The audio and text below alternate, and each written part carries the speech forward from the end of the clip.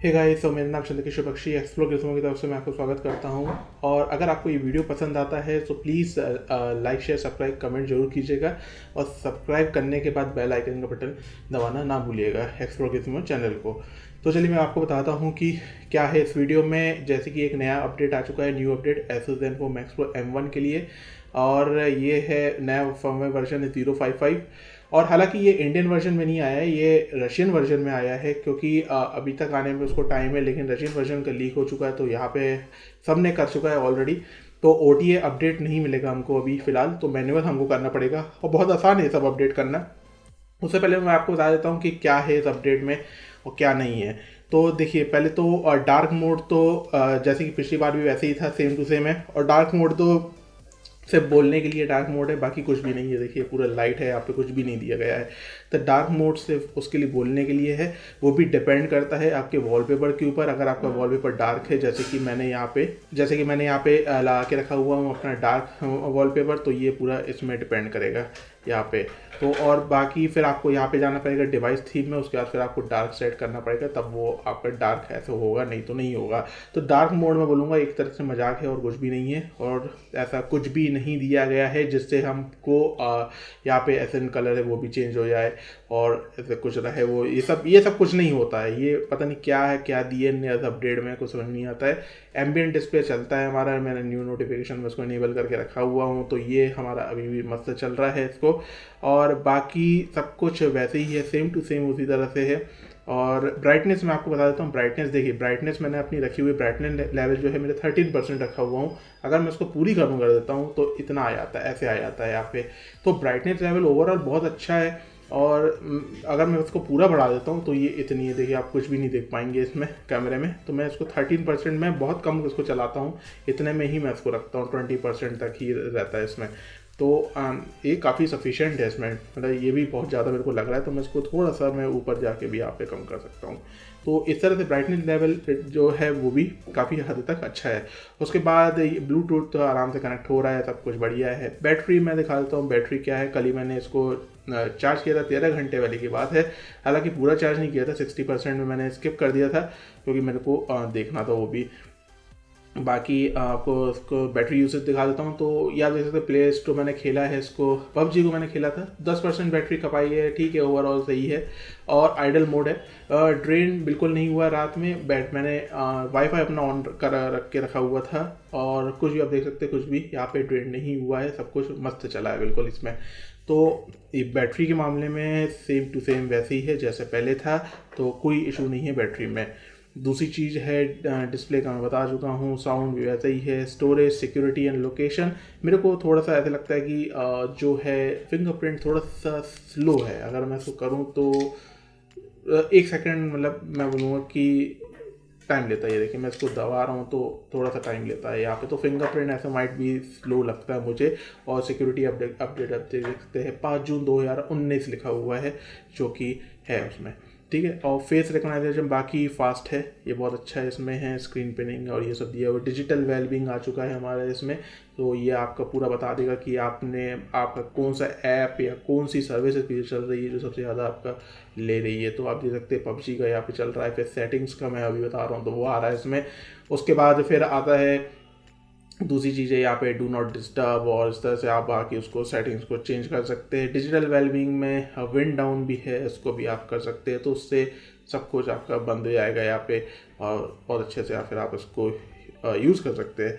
एक तरह आप चाहे तो उसको टर्न ऑफ भी यहाँ पे कर सकते हैं। बाकी कुछ भी नहीं है ऐसा कोई अलग से फीचर। तो डिजिटल वेलबींग में काफ़ी इशू भी आया था डिजिटल वेलबींग में कि बैटरी खपत होती है। अगर आपको लगता है कि बैटरी आपकी जा रही है तो डिजिटल वेलबींग को डिसेबल कर दीजिएगा, टर्न ऑफ यूसेज एक्सेस से, तो ये बंद हो जाएगा आपका। उसके बाद फिर मैं, और बाकी कुछ भी नहीं है। अगर मैं आपको दिखाऊं, डेवलपर ऑप्शन मैंने ऑन करके रखा ही रहता हूँ हमेशा। अबाउट फ़ोन में जाके इसमें दिखाऊं तो ये देख सकते हैं यहाँ पे न्यू वर्जन है 055 का, 0703 दिया हुआ है यहाँ पे, तो ये बिल्कुल लेटेस्ट वर्जन है और 5 जून का एंड्रॉयड सिक्योरिटी पैच लेवल है, अपना जुलाई चल रहा है। हमेशा एक बात याद रखिएगा, 1 महीने बाद हमको मिलता है एसोस में, तो एग्जैक्टली उसी समय नहीं मिलेगा जब एंड्रॉयड जब रिलीज़ करता है सिक्योरिटी पैच।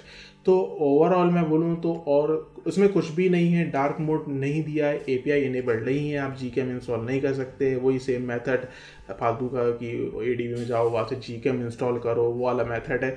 और पाई में होता भी ये नहीं है, बहुत दिक्कत होती है, शुरू में ओरियो में हो भी जाता था लेकिन पाई में नहीं होता। तो मैं वैसे भी ऑनेस्टली में बोलूँ तो मैं कस्टम रोम में ही रहता हूँ। अपडेट आया है तो मैं वापस आया, फिर उसमें करा मैंने।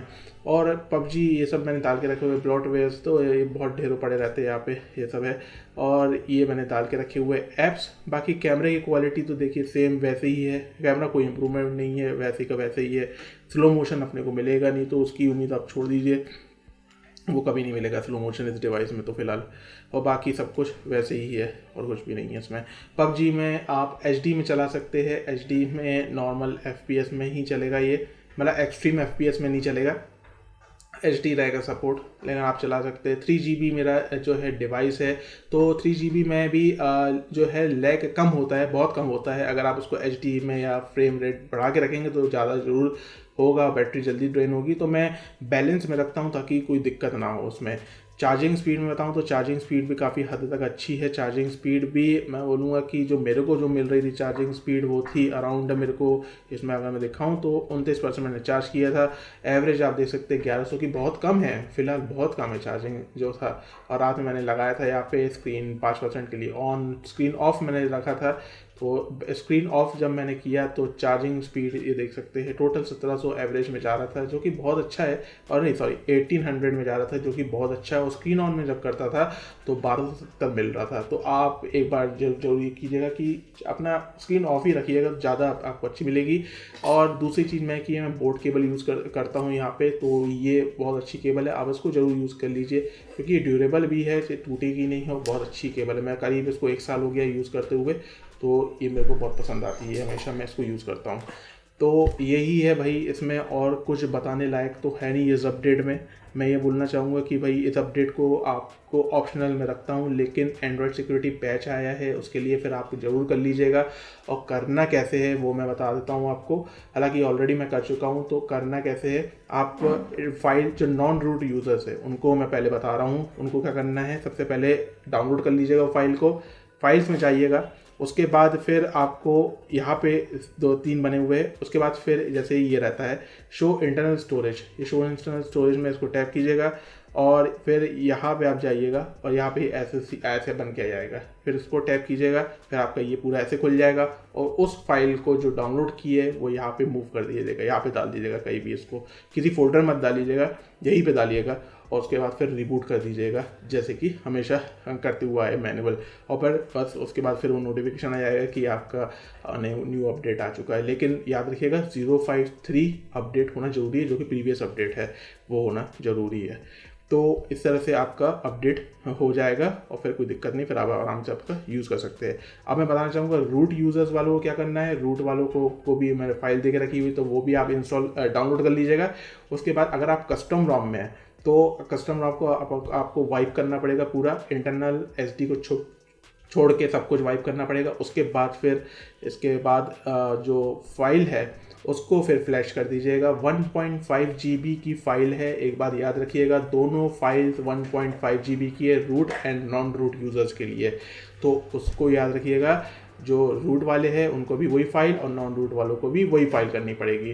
तो 1.5 GB को फ्लैश कर लीजिएगा, थोड़ी देर वेट कीजिएगा, आधे घंटे का समय लगता है और फिर अपने आप इंस्टॉल हो जाएगा और आपको नया अपडेट मिल जाएगा। लेकिन हमेशा बैकअप लेना मत भूलिएगा, बैकअप बहुत ज़रूरी है। उसके पहले कभी कभार कुछ करप्ट हो जाए, कुछ हो जाए तो अपना बैकअप काम आ जाएगा। और एक बात याद रखिएगा, इंस्टॉलिंग के समय कभी भी टर्न ऑफ मत कीजिएगा मोबाइल, तो बैटरी अपनी लगाई रहेगा चार्जिंग के लिए।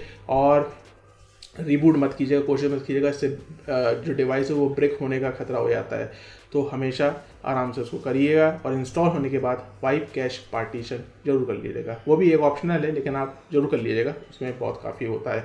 तो अपडेट मैं बोलूँ तो अपडेट आप कर सकते हैं। OTA हमको अभी नहीं मिलेगा, तो OTA का आप मैं वेट नहीं करूँगा, मैं तो मैनुअल कर लिया हूँ। तो आप भी अगर कर सकते हैं 1.1.5 GB तो आप फिर उसको डाउनलोड करके इसमें डाल दीजिए, बस आपका सही हो जाएगा। तो अगर आपको कोई भी क्वेश्चन है इस रिलेटेड, इस अपडेट, इस वीडियो के रिलेटेड, तो मुझसे कमेंट में जरूर पूछिए, मैं आपको उसका जरूर रिप्लाई करूँगा। हमारा ग्रुप भी है Asus Zenfone Max Pro M1 का, व्हाट्सएप भी है और टेलीग्राम भी है, वहाँ पे भी आप उसको ज्वाइन कर सकते हैं, वहाँ पे भी ये मिल जाएगा। तो मैं यही बस मेरा बताने का, अगर आपको वीडियो पसंद आता है तो लाइक शेयर सब्सक्राइब कमेंट जरूर कीजिएगा। मैं हूँ चंद्रकिशोर बख्शी, एक्सप्लोर गिज़मो की तरफ से मैं आपको बाय बोलता हूँ। बाय।